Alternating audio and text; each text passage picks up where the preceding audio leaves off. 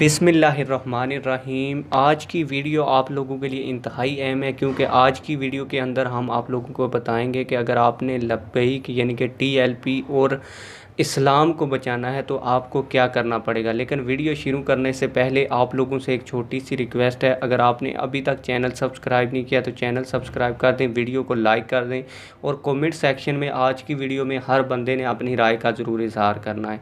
आप लोगों को बता दूं कि जो उलमाए अहले सुन्नत हैं, चाहे वो टीएलपी के हैं या टीएलपी के नहीं हैं, आज के दिनों में आज की जो सूरत हाल है इसको देखते हुए आप लोगों ने किसी भी उलमाए अहले सुन्नत के बारे में बात नहीं करनी।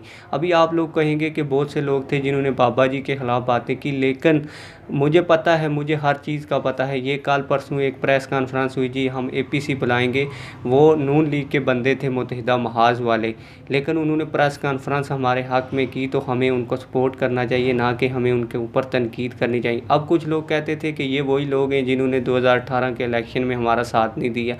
तो आप लोगों को बता दूं कि जो ग़ज़वा बदर में शामिल थे वो क्या कहते, जब ग़ज़वा उहद आई तो कुछ लोग ज़्यादा हो गए, क्योंकि ग़ज़वा बदर में तो 313 शामिल थे, ग़ज़वा उहद में 1000 के करीब लोग शामिल थे। वो क्या कहते, आप ग़ज़वा बदर में शामिल नहीं थे तो अब आप लोग क्यों आए हैं।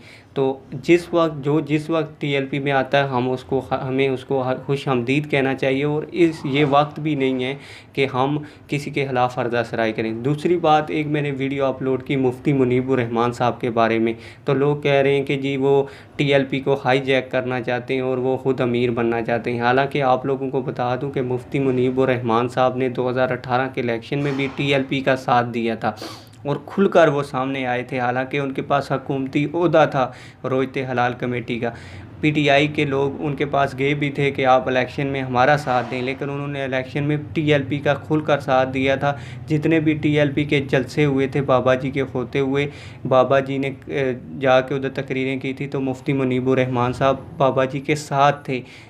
आप फिर कुछ लोग मुझे कहते हैं कि अगर वो साथ थे तो उन्होंने टीएलपी का कोई ओहदा क्यों नहीं लिया, क्योंकि वो उस वक्त हुकूमत में थे, वो उस वक्त ओहदा ले नहीं सकते थे, क्योंकि हुकूमती एक नौकरी कर रहे थे, नौकरी वाला बंदा कोई सरकारी ओहदा नहीं ले सकता, आप लोगों को पता। फिर उसी वजह से पीटीआई ने इस दौरे हुकूमत में अपने आने के बाद, क्योंकि मुफ्ती मुनीबुर रहमान साहब ने उनका साथ नहीं दिया था, टीएलपी का साथ दिया था, उनको नौकरी से फारग किया गया।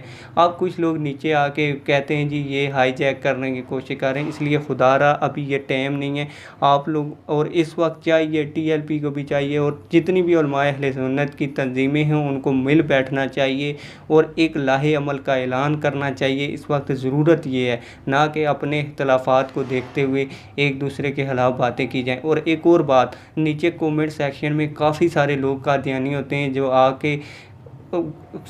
आके गलत कमेंट करते हैं और फिर लोग उसके ख़िलाफ़ बातें करके तो नीचे लड़ाई करना शुरू कर देते हैं, एक दूसरे को गालियां देना शुरू कर देते हैं।